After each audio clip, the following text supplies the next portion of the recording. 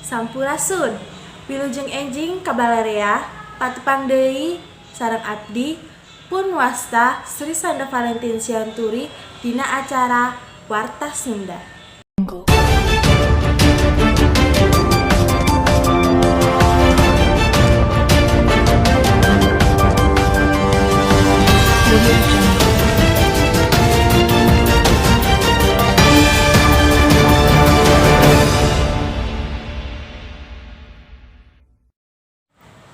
Balantik di tempat wisata basisir Pangandaran tetela biasa ngadatangkeun kauntungan.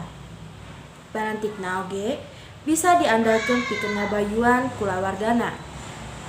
Sumangga nyanggakeun bae wartana.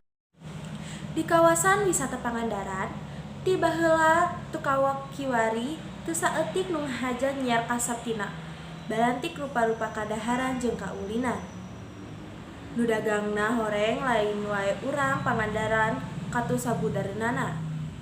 Tapi oge teu saeutik nu jolna ti Sumedang, Garut, Banjar, Ciamis jeung sajabana.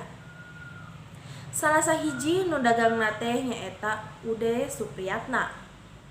Urang warga Garut nu geus 11 taun dagang baso cuangki di basisir Pangandaran. Nurutkeun Ude atawa Ari, kuleulekeun mah balantik cuangki di basisir Pangandaran teh ngadatangkeun untung anu lumayan gede. Ude oge biasa ngabayuan kulawargana tina ladang balantikna teh. Buktina, ayeuna dina sapopoe Ude bisa ngalabati tepi ka 300.000.